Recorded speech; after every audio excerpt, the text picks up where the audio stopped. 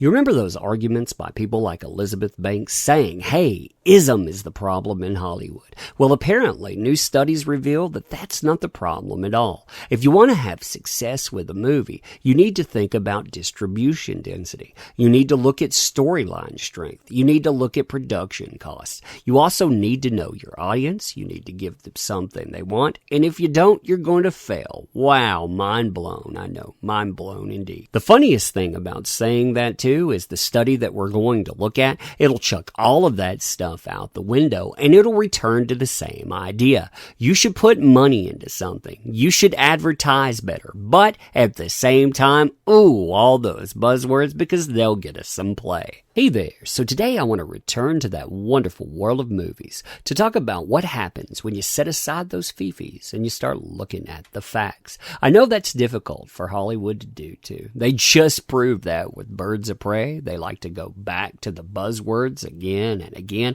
but if they go out and they stop listening to the loud people on Twitter, you know, that vocal minority that don't actually pay for anything, and they start looking at people that actually do pay for stuff, they'll find out things like this, that story strength is key as well as distribution to box office success. Here in an article by The Hollywood Reporter, you see the fallacies set aside that Hollywood seems to subscribe to, with production costs followed by prints and advertising being the most important factors for domestic box office success over the addition of an underrepresented character, a new study suggests. Wait a minute, you mean going out and shoehorning in characters at the cost of actually creating a good movie doesn't make something successful? Color me surprised. And going out and advertising that way drives away customers. Man, I wonder how many people saw this and actually pushed it away into the trash. I mean, here we have the results of this analysis suggest that it is not the gender of the lead character,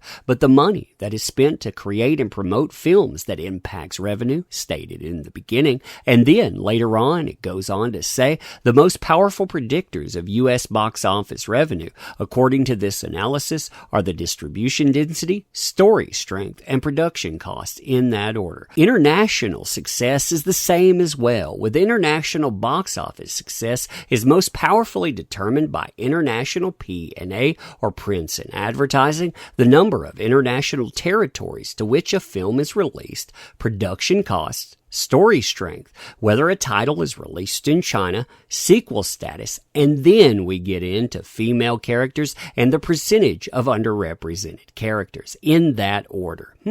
Tells you something, doesn't it? Tells you that all of the things that we hear about making these things work out, yeah, you got it backwards there. Now, interestingly enough, the reason that the Hollywood Reporter would even showcase this is because they can warp it into something that tries to make a point they want. The study finds that films with white male leads received a median production budget of $51,995,000, while those in minority male leads come in second with $38,505,000. White female leads come in third with $31,280,000, and minority female leads come in with $19,232,500 and last.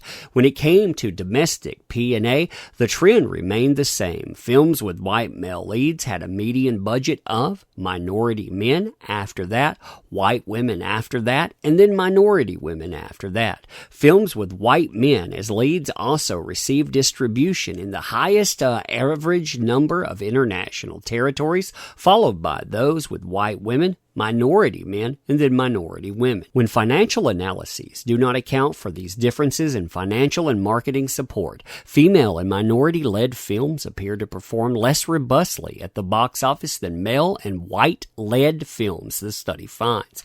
While these variables are not controlled for, however, female-led films are positively and statistically not significantly correlated with box office revenue, and minority-led films are positively and significantly significantly correlated with box office revenue.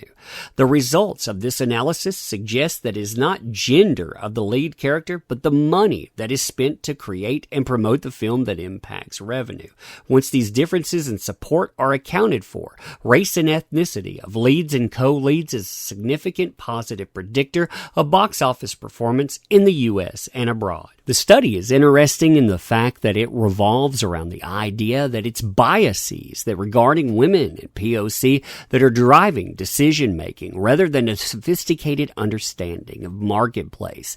This results in giving films starring women and POC less support than their white male peers. Utilizing this data, executives can reimagine how they devote resources to films and how they might influence financial performance. So even when you have a study that says, hey, money is made by X, Y, and Z, it somehow turns into, well, it's all about you and me here, and them, of course, talking about buzzwords. Never ever fails to turn into something like that, and well, that's where your movies end up failing. See, what they should be looking at here is they should be looking at what types of movies actually make money, who exactly is going out to see them, and how you better cater to that audience. I'm not suggesting that you shouldn't have niche films out there. No, by all means, continue to make those. But pretending that movies out there that make money, well, they're limited to this one scope, that's not the thing. I mean, they even note that here. This study confirms our previous work indicating that gender of the lead co-lead character is not a significant predictor of the box office performance. Rather, it is other factors that are within the control of executives: production cost, promotion, distribution density, and the story itself that play a key role in the movie's success.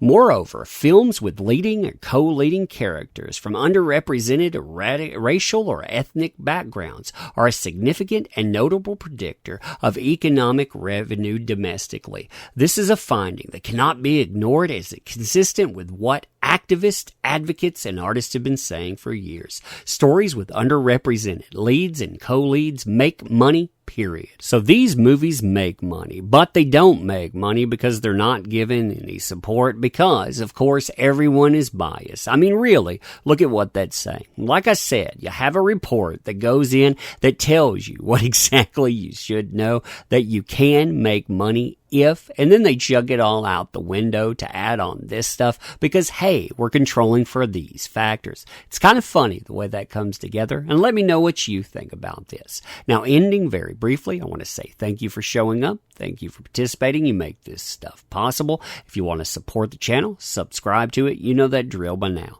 I don't want to monopolize your time. Just want to say thank you, and I'll see you again next time. Thanks.